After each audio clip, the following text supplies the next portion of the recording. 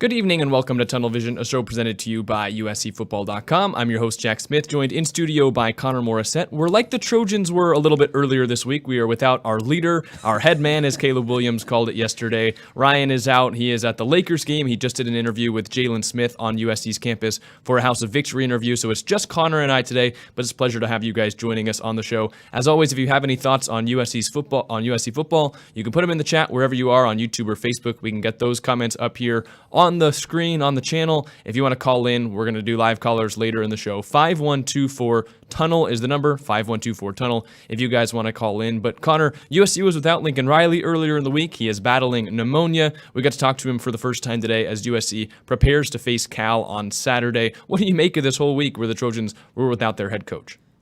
Yeah, Lincoln talked about how it was the first time in his 20 years of coaching he hadn't been at a practice. So like you said, he missed two.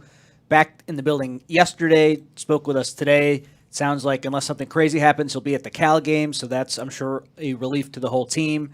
And yesterday, Jack, on Instant Analysis, we just talked about how it seemed like it gave the team a lift, and they really need a lift right now after two straight losses. So I think it's great that Lincoln Riley's back heading into a big game against Cal, and it was a very kind of weird set of circumstances. If he had pneumonia, I don't know why they didn't tell us right away, but whatever, they can do what they want over there.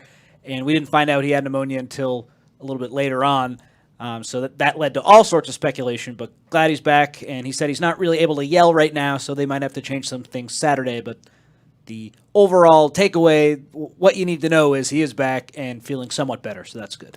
Well, he did joke that because he can't yell, maybe that's something the players like a little bit, so they're not getting yelled at by Lincoln. But he did say that, obviously, we knew he was sick last week. He said he felt like kind of the onset of the pneumonia symptoms hit him Tuesday of last week, which means he really fought through it for the entire week, didn't let it dissuade him from coaching the Utah game, which he said maybe wasn't the right decision, maybe he should have prioritized his health, but he said, looking at it now, he might do the same thing all over again because he had to be on the field against Utah, especially after the two losses last year. But he said that now it's been good to get a little bit of a quick mental reset, as he called it, a physical reset as well, being at home on Sunday, Monday, and Tuesday on doctor's orders. Return to the team, as you mentioned, yesterday. And it looks like right now we haven't had any other indication he will be going with the team to Berkeley, which honestly I thought was a little bit up in the air when we heard the news on Tuesday.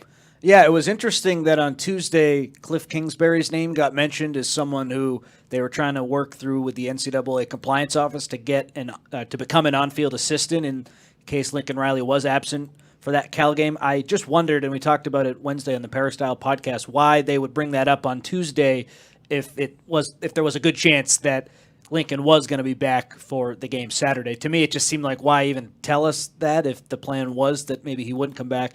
Might be reading too much into that. But you know what I mean, Jack? Why even bring that up so early in the week? Yeah, no, I definitely thought it was weird. Obviously, we get told about it on Tuesday. Could have been sent an email on Monday or something like that if they were concerned about it. But I think they were going with it because pneumonia is one of those things where if it pops up, even if you go back and you're starting to feel fine, like it can always kind of have that second leg where you feel like you're fine, you go back a little too early, and then it hits you again and can knock you out. So, hopefully that doesn't happen to Lincoln Riley for USC's sake, but I think they were just trying to be prepared because if you're a Division I football program with the brand level of USC, you have to be prepared for anything in these kind of situations because in the off chance you didn't prepare anything and Lincoln Riley couldn't go, if you're down a staffer, like that's just something that can't happen at the level that USC's at.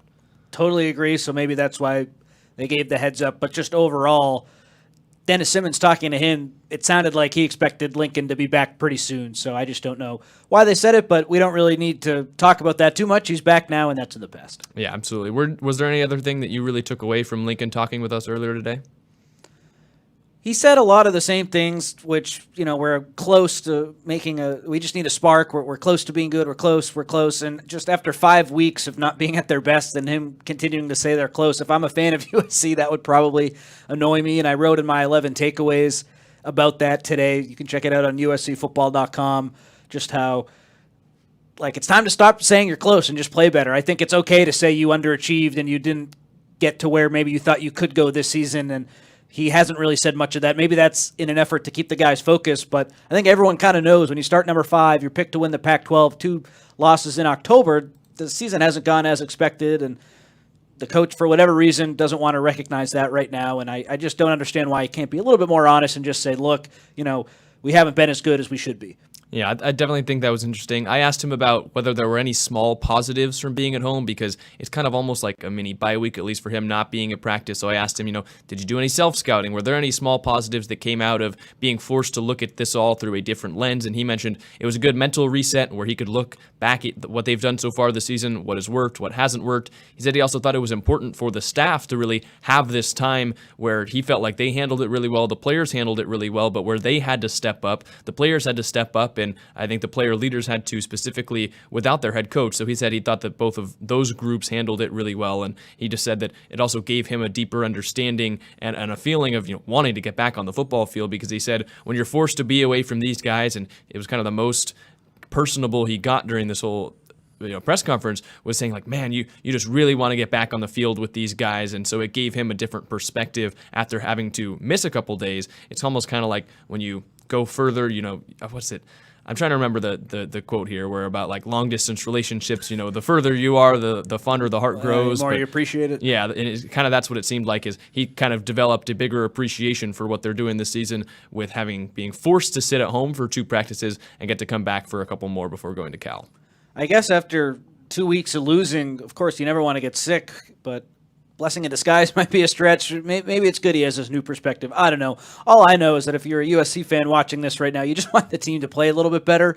And, of course, you don't want your coach to get sick to be the reason why you play better, but I think a lot of people are just like, any means necessary, can we get back on track this week, especially against the Cal team that's under 500, a team that USC just has a lot more talent than and should beat. Maybe Coach Riley missing 2 practices, that motivates him, or that makes him appreciate the role he's in more. I'm not totally sure about that, but whatever you got to do to get back on track, fans are ready for it. All right, if you guys have any thoughts, as we mentioned at the top of the show, if you're on YouTube or Facebook, leave any of your comments there. We can put them on the screen. If you have questions, either write out question or put a question mark at the end. We'll answer all those at the end of the show, and if you're still interested in calling in, we'll do that on the back half of the show. 5124-TUNNEL is the number that you can call in. But talking about USC's game this weekend, Connor, as we mentioned, it is a must-win. Obviously, it kind of feels like for USC to salvage anything this season, every game is a must-win, but you can't lose 3 in a row. You haven't never done that under Lincoln Riley. The last time they did lose 3 in a row was back at the end of the 2021 season to the opponent that they play this weekend, the Cal Bears. So it's the last weekender ever where USC heads out to Berkeley to play their Northern California rivals, a Cal team that is really reeling after back-to-back losses, but coming off of a bye week, so that always introduces a little bit of danger. What have you seen from this Cal team as you've kind of started to scout them and look ahead to this weekend? They've only played 2 games with their new quarterback, Fernando Mendoza, and he's inexperienced. He's thrown a couple picks, but he's given him a spark. Had a huge game against Oregon State on offense, scoring, I think, 40 points. They gave up a lot of points. It's interesting. It's not like a classic Justin Wilcox coach team where the defense is really good and the offense isn't as good. The offense has actually been okay. Defensively is where they've struggled. They missed a lot of tackles, and Justin Wilcox this week talked about how the bye week they self-scouted, and they're having tackling issues too. USC, they're not alone in that. I think offensively, though, it's a team that can move the ball, and against Utah, they were a missed field goal away from it being a 7-point game on the road at Utah in the 4th quarter. The final score was a little bit lopsided, and Sione Vaki ran all over Cal, just like he ran all over USC. But I think Cal might be a little bit better than some people think. They see the 3-4 record. Some of the scores haven't been that good. I think, I don't want to say USC is really going to be challenged, but Cal, it's not a team that's just going to lay down. I think they have some talent, and USC is going to have to play all right to get this win. It's not going to be a walkthrough. Yeah, if you remember the Cal game last year, USC did not play its best game, specifically defensively. They allowed the most passing yards that Cal had in the entire season, and that game came down to Caleb Williams needing to convert with a run on 3rd down, and it felt like that was the story a little bit too often. But Mendoza's an interesting guy at quarterback. This is a guy that didn't really have many offers, was going to go to Yale before Cal entered his recruitment, and he obviously liked the academics there, compared it to Yale at least a little bit, and gave him a better opportunity football-wise. And he's come in, he's played very well the last 2 weeks, as you've talked about, before going into the bye week. And he's got a chance, if he throws multiple touchdowns, to be the first Cal quarterback to throw multiple touchdowns in their first 3 games since Jared Goff in 2013. He did something that Jared Goff and Aaron Rodgers both never did at Cal, that he scored more points in his debut than the Bears scored in either of those 2 Cal legend debuts. So he's clearly been a better quarterback option than Sam Jackson V and Ben Finley, who traded off some starts and playing time time earlier in the season. Both have dealt with some of their own injuries. Definitely seems like Mendoza's the guy. He's listed at the top of their depth chart. Then it's Sam Jackson, the fifth, who transferred in from TCU, and then Finley, who's Ryan Finley's brother, who's been in the NFL for a couple years, played at NC State, where Ben Finley transferred over from as well. But feels like Mendoza's the guy at quarterback. I'm not sure he's the most talented quarterback in the world, but USC has given up a ton of points and a ton of yards to a lot less talented quarterbacks, that's for sure. And even quarterbacks that don't have much experience, and Mendoza is getting that experience and coming off of a bye week, so could be dangerous. The real story of the offense, Jaden Ott, as USC fans will remember, he's the true sophomore. I believe he went to Norco. Norco. He's been excellent so far. He's the only Pac-12 running back averaging over 100 yards a game, leading the Pac-12 in average rushing yards per game. He's been electric so far this season again, and he's running behind what is a pretty good offensive line. I wouldn't be surprised if Jaden Ott was on USC next year, but that's a take for a different day. He's been awesome, a fantastic running back. You said everything about him. And USC, they've really struggled to stop the run. Cal has been getting a ton of grief for how bad their defense has been. If you go by passing yards per game and rushing yards per game, they're doing better than USC. Points per game, not quite. They're 3 points per game behind USC. But it's not like the Trojans' defense has been that great. So I think Jaden Ott has the chance to have a good game. USC will, of course, game plan for him. But remember, no Barry Alexander in the first half of this game, so things will get a little dicey on the inside of the defensive line for USC. And in Mendoza, he threw 2 touchdowns against Utah on the road. Caleb Williams, of course, didn't throw a single touchdown last week, snapping a 24-game streak in college for Williams. So Mendoza, he's going to make some freshman mistakes. He's had a couple turnovers, but I think he's an okay quarterback, and there's not really a lot of film out on him right now, so you don't really know what he's going to do. He's kind of a wild card. He handled himself really well when he spoke to the media this week. Not saying Cal's a world beater or anything like that, but they have some pieces that could challenge USC. Yeah, turnovers are going to play a big part in this game. I believe that across their wins, there's only been 4 turnovers for Cal, and across the losses, there have been 10 with multiple turnovers in every game that they've lost. So it's really going to be, I think, the ground game for Cal, because they're 4-0 whenever Jaden Ott runs for 100 yards or more, and the turnovers are what USC has to force. And surprisingly, after what we saw last season, it's something that they're not excelling at this season, at least the USC defense. Are you concerned at all with the fact that USC, kind of outside of Kalen Bullock's pick six last week that really changed the game, aren't forcing many turnovers this season? I think it's certainly a story, because if you're going to allow all the yards that USC's allowed and sort of not be as good as you were last year in a lot of areas, those turnovers were huge, and the USC defense, of course, wasn't that good a year ago. I think overall the USC defense compared to last year is a little bit better, but the takeaways that they're not getting, like that was such a big part of the USC defense that wasn't very good last year, and they might be better, but if you had those turnovers this year, the defense would be a lot better. I did expect, of course, there was going to be some regression because USC just got a crazy amount of picks and everything last year. That was really impressive, and of course, like you can't do that 2 years in a row. But I am sort of surprised, Jack, to answer your question, that Alex Grinch's defense, it's kind of boom or bust, and they have had some boom plays, some sacks, some pressures, tackles for loss, but the turnovers haven't really been there. And in an Alex Grinch defense that has that style of play, that is surprising. Yeah, I feel like if you're going to be an aggressive defense, you can get the sacks, the TFLs. You have to get turnovers at some point. And there, Alex Grinch and the defense have come under a lot of fire, probably deservedly so, over the past week. I know you wrote an entire column about the fact that Alex Grinch stood up, talked to us on Tuesday in the media. He was asked about the 2 big wheel routes that Sione Vaki caught over edge rusher Braylon Shelby. We were questioning those on Tunnel Vision on Sunday, but obviously you go ask about it, you give the coach a chance to answer, explain how they were in that situation, and he was basically saying, hey, we didn't see that on film, and obviously they were aggressive the first time. We brought this personnel in because it matched their personnel. To me, it sounded like, well, this is a decent explanation for why it happened the first time, but nothing in there really about how you let that happen again. And then I know you went home, you kind of wrote about it, and it just started popping up on Twitter. A highlight of them running that exact play against Cal 2 weeks ago, where Utah brings Sione Vaki, they throw a wheel route. Now, it's not completed, but it's Alex Grinch not looking great, and I'll give you a little bit of chance to explain what you wrote in the column. But to say that you didn't see it on film, and for a fan to go out and put it on film on Twitter and say, like, well, it's on film right here, not the greatest look for USC's defensive coordinator. You set it up perfectly, and if you're a USC fan, you just have to hope that Alex Grinch had a slip of the tongue saying that we weren't expecting this play because we hadn't seen it on film, and then the week before they had run the play, it was just on the opposite side of the field. So that led me to believe, A, he's not watching film right, or B, he just had a slip of the tongue. But either way, you can't come out and say that, especially when, as media, we don't get the chance to ask him a follow-up later in the week. He speaks one time per week, so it wasn't like I was going to go next week and say, hey, last week you said this. If I could call him, that would be great. Don't have that kind of relationship with the USC defensive coordinator, so just had to take him for what he said that night, and yeah, not a good look at all. And just, Jack, with the USC defense, they're starting to have some cracks a little bit. Mason Cobb this week. Maybe we need to allow guys to get more reps and practice at full speed against maybe the ones. He's trying to critique practice a little bit. Kalen Bullock talked about how he didn't watch the final Bryson Barnes scramble on film because he just wanted to put it behind him.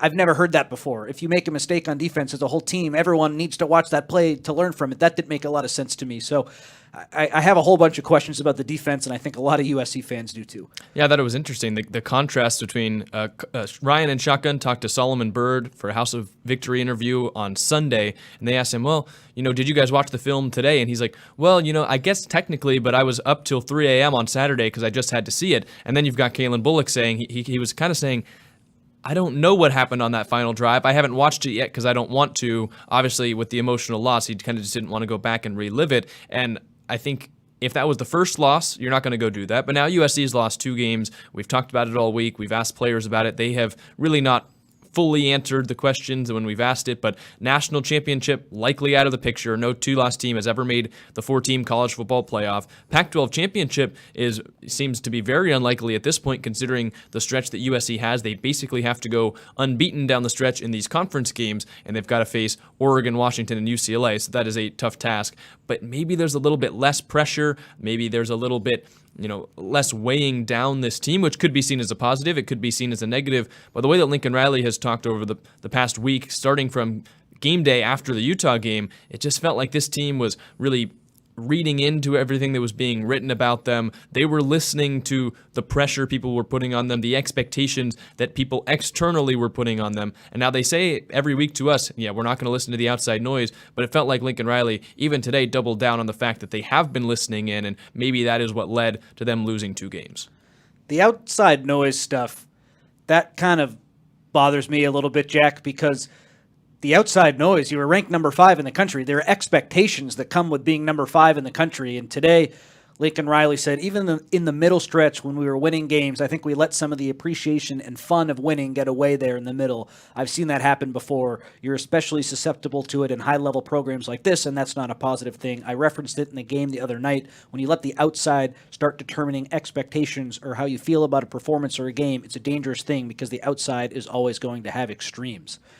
And did Bryson Shaw sound like he enjoyed that Colorado game? Remember, Jack, he came out afterwards and had that impassioned speech defending Alex Grinch. There was a reason the guys weren't having fun after those wins, because they weren't playing well. So, again, I don't know why Lincoln Riley doesn't just say, we haven't lived up to expectations so far, but we're doing everything we can to get back on track, and we still have a great opportunity ahead of us. Instead, it's, we let the outside noise affect us. We're so close. We're a play away. And I think a lot of people, me included, are getting a little sick of the excuses. I think it's a little bit like gaslighting fans, to put a Gen Z term on it there. But you don't want that Colorado loss to be, or the Colorado win rather, to be fun. You don't come away from Arizona State on the road looking bad and say well, we won, so that's fun. No, you have to answer for the mistakes. You have to answer for where you're falling short. And it feels like accountability, and I know Chris and Shotgun talked about this on the Helium Boys podcast this week, that accountability is just low right now, where we don't get to talk to players after the game against Utah. They're not given a chance to come out even and say, we need to be better, we sucked, whatever their opinions were. They're not sharing those with us. And I know that, they obviously get messages to give out from the PR department, the SIDs. There are company lines that they are told, hey, we're 4-1 in conference. We have all of our opportunities ahead of us. We're in an advantageous position in what we think is the best conference in football. Sure, those things might be true, but also we want to hear football players, and we want to hear the human beings behind the helmets, because I'm sure that they've got these opinions. I'm sure that they're sitting there thinking, man, we can't let this happen again. There are leaders on this team that have been here for a long time that I'm sure have that reaction. And at some schools, and even in the NFL, that comes out a lot. You had Drew Aller from Penn State, who had a very poor game, I'll say, as a true sophomore on the road, playing at Ohio State. Had a lot of expectations, Penn State did, as well as what Drew Aller could potentially be. Had a poor game against Ohio State. He sat there speaking to the media with tears in his eyes, down his face, talking about, hey, I sucked. I need to be better for this team. I think that sometimes can galvanize a squad just as much as, not letting it out, I guess, if that makes sense. And I'm just waiting, and we'll see whether they lose another game this season and have another opportunity to do this. But it feels like with the way that they played, even in the wins, and then especially in the last 2 losses, that there wasn't anyone coming out and saying, like, putting the the flag in the ground, saying we've got to be better, we've got to turn the ship around. It's more, we're one play away from turning the ship around. This ship will turn itself around if we make one less mistake, or if all 11 guys do their right thing. No one wants to hear that, especially in the fan base. You mentioned the all 11 guys doing the right thing. That's another state media talking point. Who didn't say that this week? Sean Nua said it on Trojans Live. Dennis Simmons said it on Trojans Live. Dennis Simmons said it to us. All 11 guys being on the same page, one guy making a mistake, and then it all goes kaput.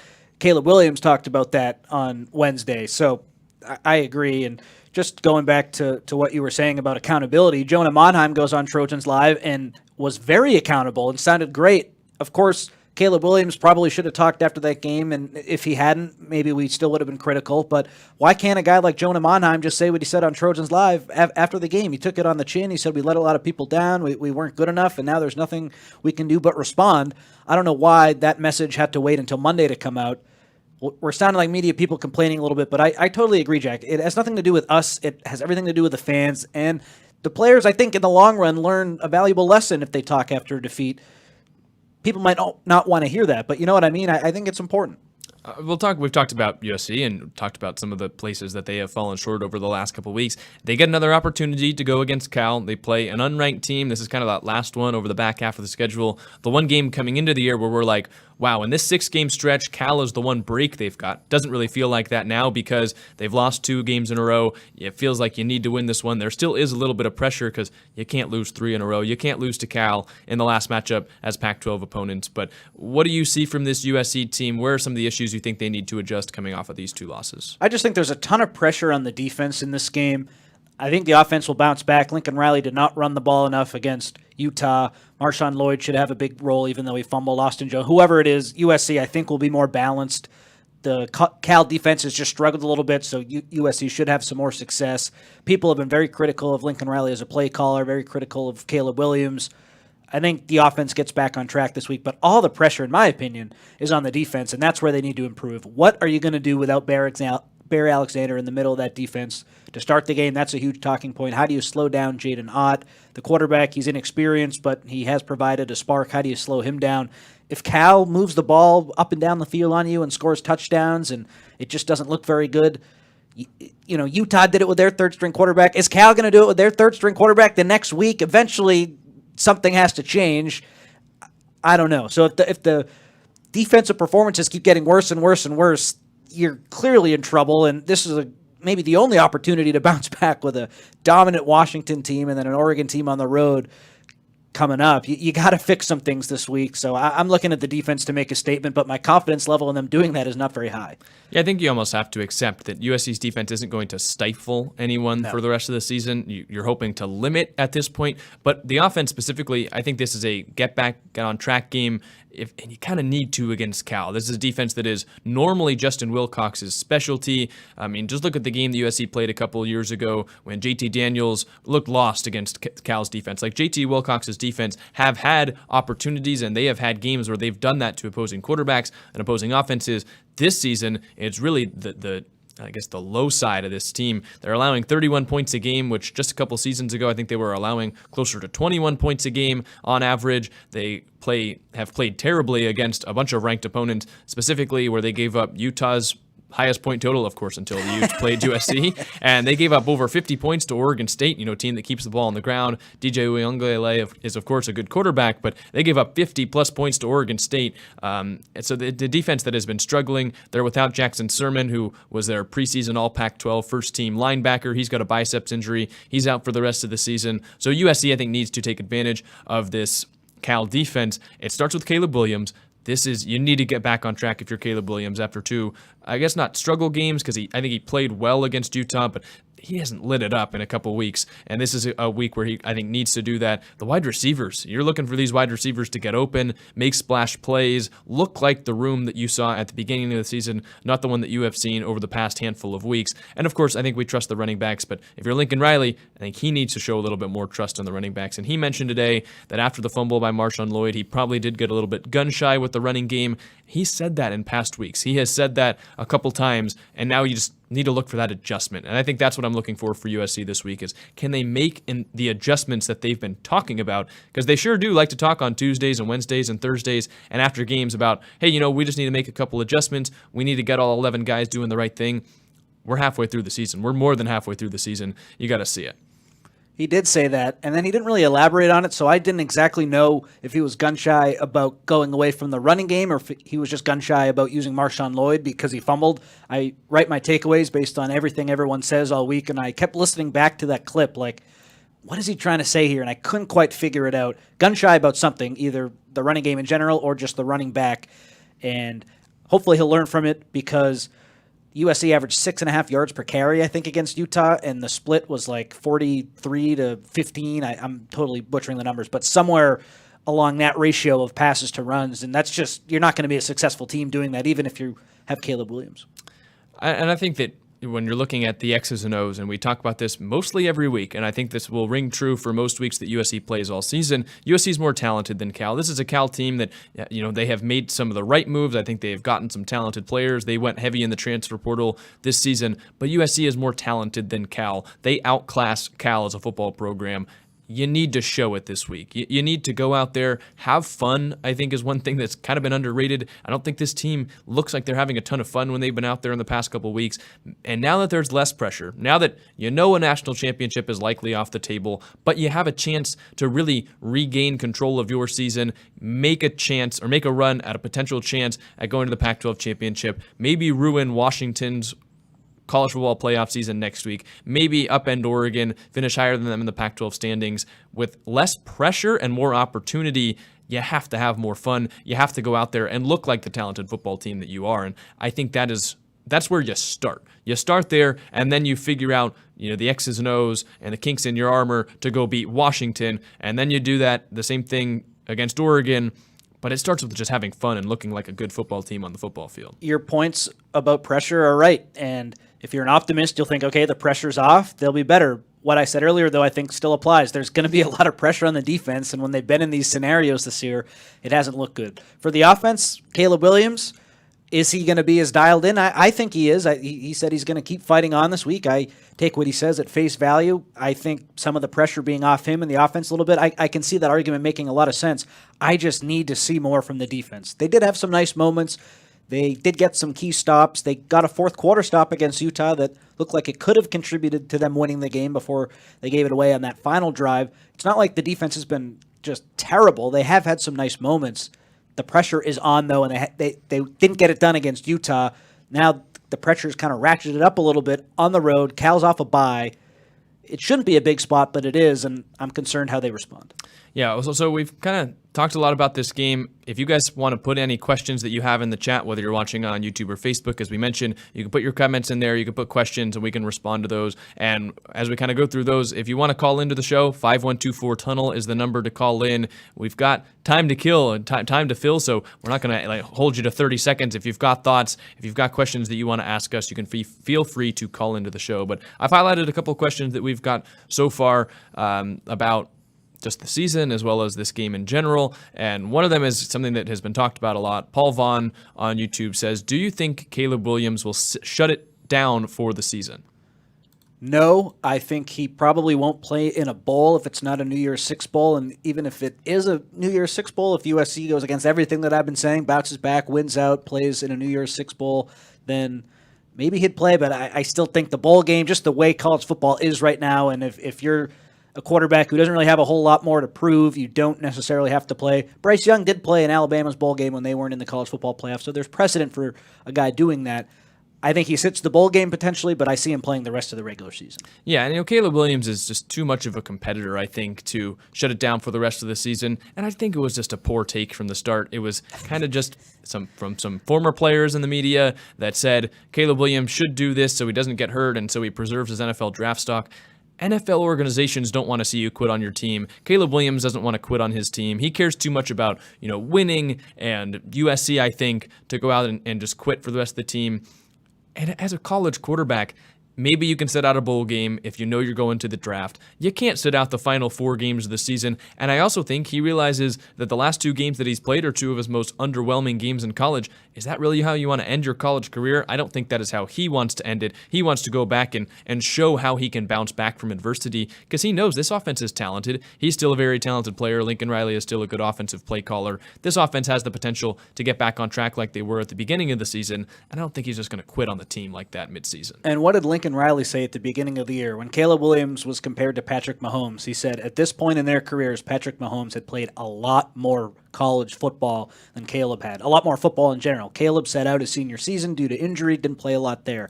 Half the year as a freshman battling it out with Spencer Rattler. Full-time starter last year, full-time starter this year. He just needs to keep playing more and more football because he hasn't gotten the same amount of reps as a lot of guys had who are in the NFL now to the point that they were at in their college careers. All right, now we've got a couple callers in the queue, so we'll go to the callers and then wrap up the rest of the questions in the queue. But we'll go to our first caller here. Hi, caller, you're on Tunnel Vision. Hello. I just want to. I have a comment, I guess. Now Riley was not. He was alone after that last loss after the game, and I think he got criticized for that.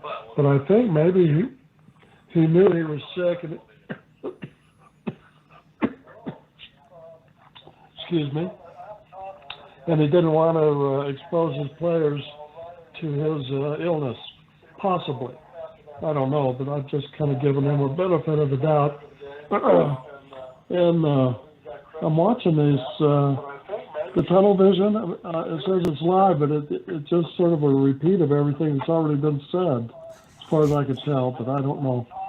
But anyway, that's all I have to say. Thank you. All right, thank you for the call. Well, if he didn't want to bring the players out because he didn't want to expose them to the sickness, then I'd feel upset. He wanted to expose us to whatever he had if that was his reasoning. So I don't know. I think that if that was what he was doing, I might be a little upset at him. I was in the front row. He spat on me almost. No, I'm just kidding. But yeah, that argument doesn't make a ton of sense. Appreciate the caller. You can hear us in the background. So thanks for listening and watching. Not much else to add to that from me. Yeah, and I think that maybe it sounds like a repeat of everything that's being said, but that's kind of what we're getting from the coaching staff and from the players. It feels like you could copy and paste anything that they said this week, put it after the Notre Dame loss. Copy and paste anything from that week, and you can put it after the narrow win at Colorado. It does feel like we're hearing a lot of the same answers week to week. So if you guys feel like we're saying all the same things, it's because maybe that's kind of what is being told to us as well. I wonder, too, if he was saying he was hearing the same things because he had us on in the background, and maybe he heard it over the. I don't know. Maybe we did sound repetitive too. Who knows? Yeah, maybe it was the in the background. But we've got Dave from Iowa in the queue. Another Dave. Caller. All right, trying to get Dave on. Hi, Dave. You're on Tunnel Vision. Hey guys, still disappointed after the Utah game, and I got some hot takes. I'm curious if you guys agree or disagree, but I truly question Caleb Williams and Lincoln Riley's leadership as the starting quarterback, former Heisman winner. You can't even stand up and support your defense. You're just sitting on the bench, and then when the game's over, you're just staying there. Come on. I just don't understand. You don't have the respect to just go to the other team, shake hands, move on. And then from Lincoln Riley, he was questioned this in the postseason about the championship expectations. Last time I checked, he's the one at the introductory press conference. He's the one that said, "Mecca of college football, bring USC back to national championships and be nationally relevant." I'm just saying, if he says that, but he can't double down and take ownership of her loss or take ownership of potentially what's going on in the locker room or whatever, that's a problem. What do you guys think?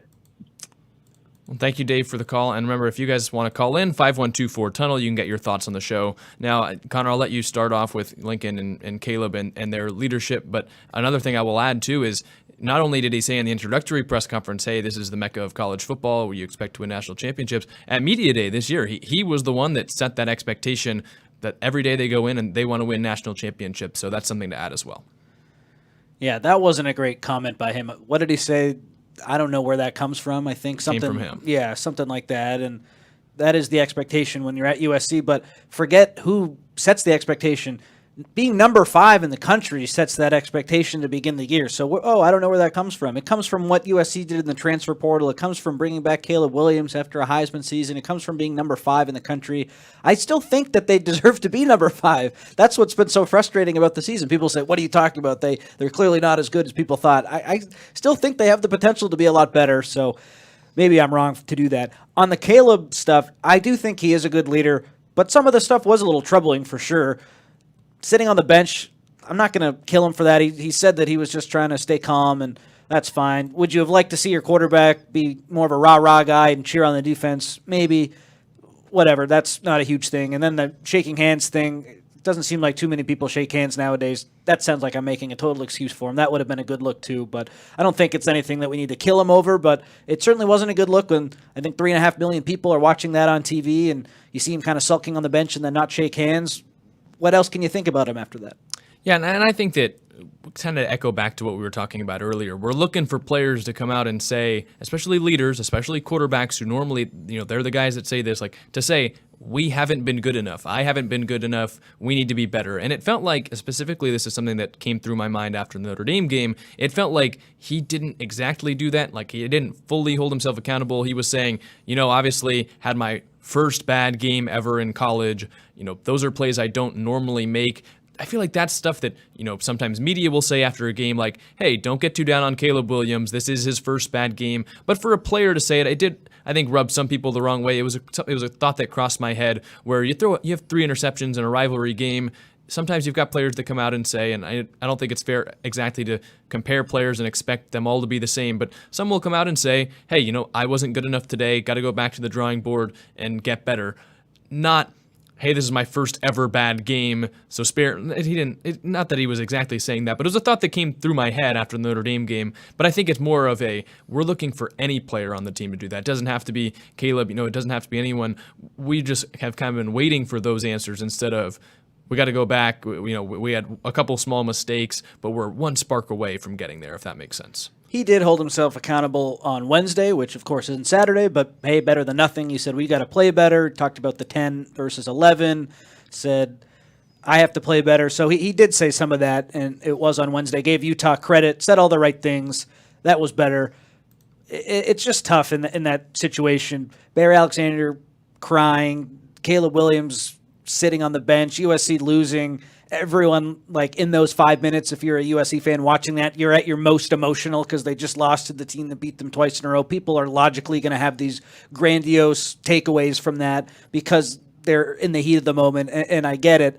I don't know if you can kill a guy for something you saw on TV for 5 minutes. Is it a little bit concerning? I'm not going to say no, it's not, but I don't think it's something they have to say, he's not a leader, he's not what we want to represent our program. I think that's taking it too far. Yeah, I would agree with that. We've got some more questions on YouTube, and then we can finish out the show with our score predictions for Saturday's game. The next question comes from Michael Cortez on YouTube. He said, could Riley call plays from the booth? And I think this came after right where we were saying he can't yell, so that might present some challenges. Do you think that's a consideration at all for USC? He could, but they won't do that because the check with me plays where they're changing the play with Riley in real time, and he has to be on the sideline for that. You can't have Caleb Williams looking way up at the booth. You know, that just doesn't work. So if they had to do it for whatever reason, could they? Yes, but that's just not how their offense works, and I don't think that makes sense for the week. Yeah, you might need to bring binoculars down to the field with him. Binoculars. Like, hey, clap and then wait for the snap and then just pull him out and try and find him in the booth, because there's a lot of windows up there, and you got to be able to figure out which one Lincoln's behind. But they could have someone in the booth. I've thought maybe they should have defensive play caller in the booth just to try and change things up, but this is the way they operate. I don't think they'll change that just over Lincoln Riley being sick. Kane Roberts on YouTube, our next question said, what will SC's record be over the next 4 games in your opinion? So I'll lay it out. We've got this weekend they go to Cal, then they welcome in Washington, then they go to Oregon, and they finish the season at home against UCLA. I could see it be 1-3 at the worst, and I think 2-2. I'm going to go 2-2 as well. I think Washington, they have been on the ropes in their last couple games outside of the Oregon game. They have not played as well on the road as they have at home. You could see them, if USC shows up this week and then gets better for the Washington week, you could see USC win that one, because I don't think Washington's defense is a world beater as well. I think USC is probably still favored against UCLA. While UCLA has a great defense, they're still figuring out quarterback this far into the season. They've turned the ball over a little bit too much. You get that game at home. I think you could win, you could win 3, you could win 4. I don't think they've done anything to inspire confidence, and so that's what you're looking for this week when they go to Berkeley. But I'd go 2-2 as well. I think that's the most likely record across this final stretch, which I believe Lincoln Riley has never had a 4-loss team before, so this would be his first 4-loss team in the regular season. And not to pile it on, but I feel more confident that they'd go 1-3 compared to 3-1. Just what they've shown us the last couple of weeks, they can keep saying they're so close, they're so close, they're so close against good teams. It just takes more than what they've shown, and I've lost faith. I think that maybe they weren't quite as talented as I expected at the beginning of the year, and them continuing to say we're so close, we're so close, we're so close. I'm losing faith in that, and I don't think that's quite true anymore. We've had a handful of questions that are asking about the offensive line. I think some of them are still reeling after that Notre Dame game. I'll throw up Levi's from Facebook on the screen, but there have been a lot of comments about the offensive line. He says, what happened to the offensive line? Caleb is holding the ball while running for his life, trying to run plays. Now, we were very critical of the offensive line after the Notre Dame game. What are your updated thoughts after they played Utah? I thought the offensive line was a lot better, only responsible for 4 pressures against Utah. I think they had 9 against Notre Dame.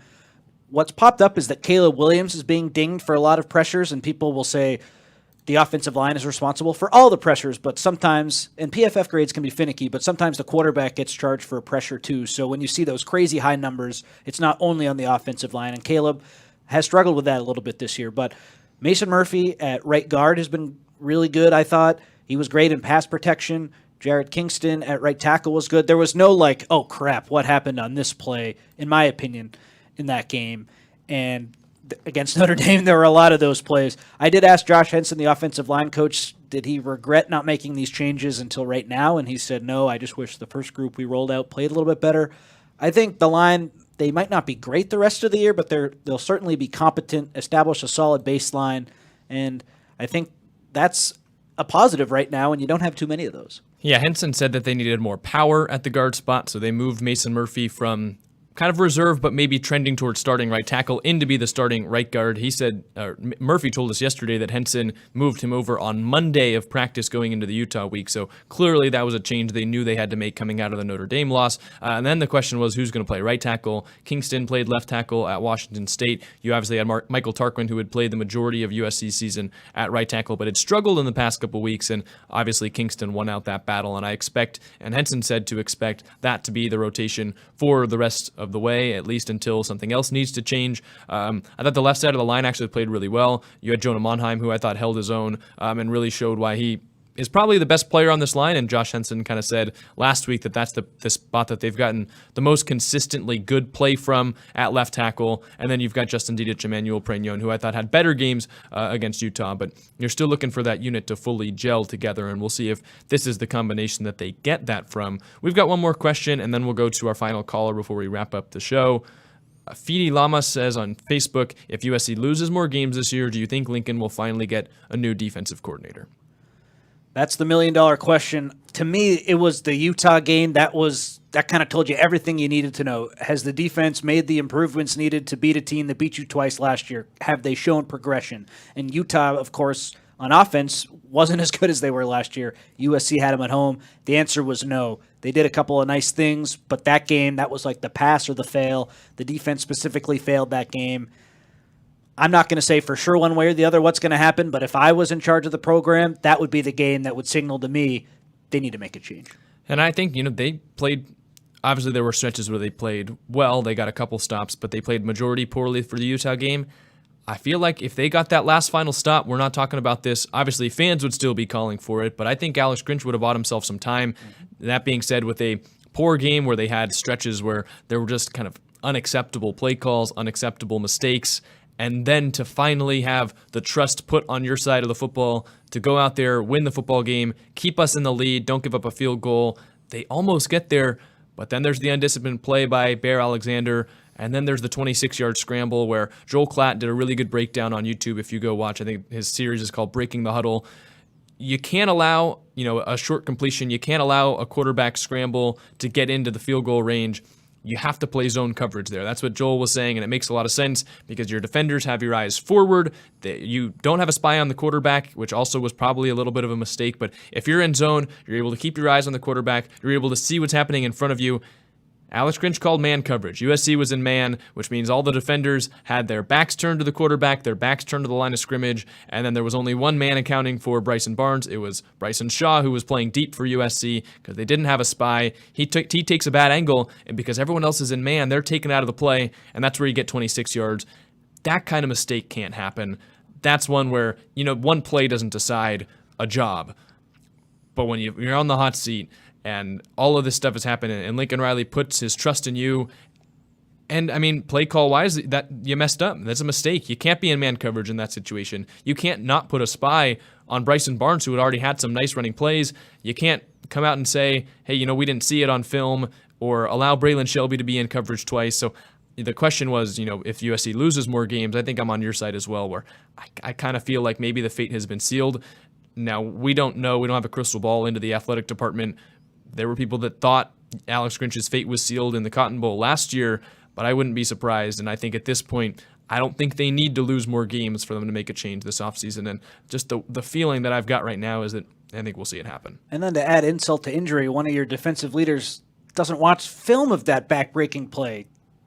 That can't happen. Yeah, we've got 2 callers in the queue. We'll end the show with our final 2 callers. Hi, caller. You're on Tunnel Vision. Hello, this is Dave from Boulder. Hey, Dave. Hey, Dave. How's it going? Good.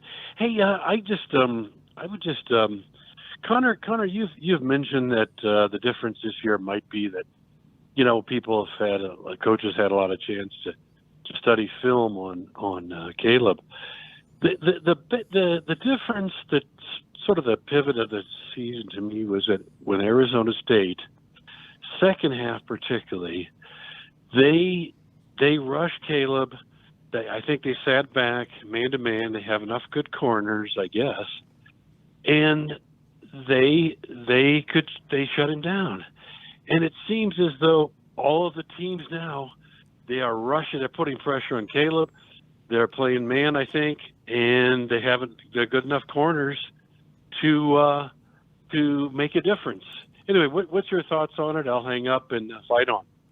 Great call. Thank you. The man-to-man defense certainly has been a big problem against Arizona, who Arizona recruited a lot of cornerbacks who USC did not recruit from Southern California.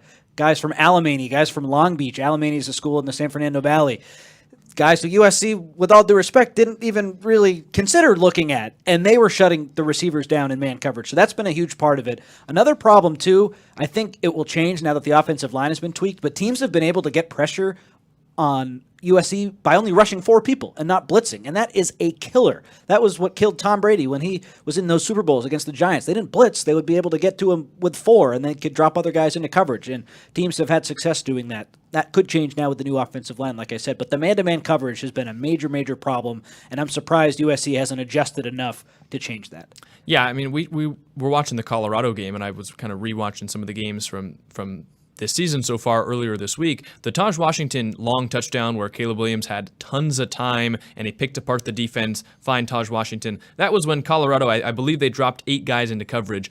And everyone's saying, well, all you got to do against Lincoln Riley's offense is drop 8 guys because then he's not going to be able to figure it out. If you drop 8 and you give Caleb Williams time, he's going to pick you apart. The problem is if you're dropping 7 or 8 guys and you're getting quick pressure on Caleb Williams, it's hard for any quarterback, any offense, to be productive against that many people in the secondary and that quick of pressure from such little defenders on the defensive line. So that can't happen, and I think that you're going to see a little bit less of that with this offensive line change. But everyone's kind of singling out Caleb Williams, Lincoln Riley for this.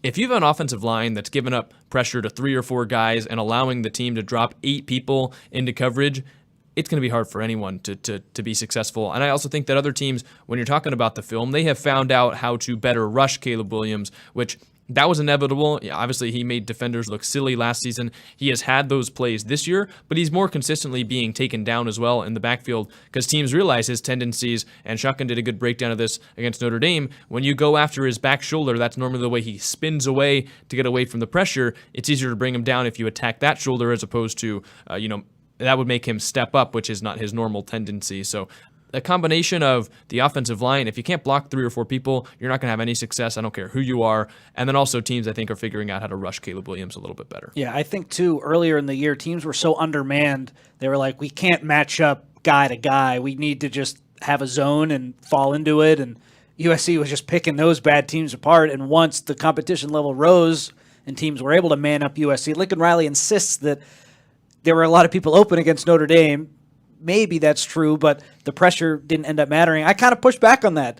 Lake McCree, he was kind of open on that pick, and Caleb underthrew him. But the other picks, like, guys weren't as open as he thought. I thought maybe that's him knowing a lot more football than I'm knowing. But, like, I feel like watching that game back, there were guys open, but, like, on the other side of the field. And Caleb Williams was under pressure on the other side. So even if that person was open, they were washed out of the play. I think they've had more trouble against man-to-man defense than Lincoln Riley's acknowledged, and it's up to them to fix that the rest of the way. Yeah, I think a lot of these things go hand in hand, and this is what made what USC did last season so impressive is on the offense. They were so cohesive. Every position group was doing their part, but sometimes when the offensive line struggles, the quarterback's going to struggle. When the offensive line struggles, wide receivers have less time to get open, so people think, hey, they're not getting open. When wide receivers can't get open, the offensive line has to block longer. Then maybe they give up sacks, so people say, why is the offensive line playing so poorly? When the wide receivers don't get open, Caleb Williams has less options to choose from, and then he's got to wait in the pocket more, and then sometimes he gets brought down. When Caleb Williams is playing poorly, he can run around a little bit, find his own pressure, and that makes the offensive line look bad. Or he might overthrow a guy, that makes the receivers look bad, even on the plays where they get open. And it just feels like so far this season, USC, since I think the Stanford game and the first half against Colorado, they have not gotten the cohesion from all position groups on the offense at the same time. So I wouldn't single out all of the groups and say, like, well, the offensive line is bad and the receivers are bad and Caleb Williams is bad and wide Marshawn Lloyd fumble. It's kind of like, well, when the offensive line plays poorly, it's hard for the receivers to get open, which means it's hard for Caleb. And I think it's kind of that domino effect that you can point out a little bit more than saying, well, why are they bad everywhere? And someone pointed out in the chat, if you drop that many guys into coverage, run the ball, great point. Run the ball more. Yeah, there you go. But you got to trust the offensive line to be able to get pushed, and they didn't have enough of that in the Notre Dame game. They clearly did against Utah, so we'll see if they get back to it. Final caller, and then we will end off the show. Hi, caller. You are on Tunnel Vision. Hello. I called a little while ago, and I apologize because I think I insulted you guys. You really do a great job, and so does Shotgun and Trevino and, of course, Ryan. But I felt guilty, so I thought I'd call back. And I'm a longtime Trojan fan, and I always hope for the best, and you never know what's going to happen sometimes. And I'm just going to keep rooting for him, and I appreciate you guys, and I hope you accept my apology. Oh, well, you really do a great job. Thank you. No need to apologize. We have thick skin over here, and thanks for calling back. What a nice fellow. Simple misunderstanding. Yeah, I didn't think he was trying to insult at all. No. So thank you thank you for the call, obviously, and thank you for listening to the show and being a longtime fan, and we do really appreciate it. Connor, let's end out this show by giving our score predictions. We do MVPs as well. No Caleb Williams. How are you feeling about this one? I think the spread is 10.5 for USC.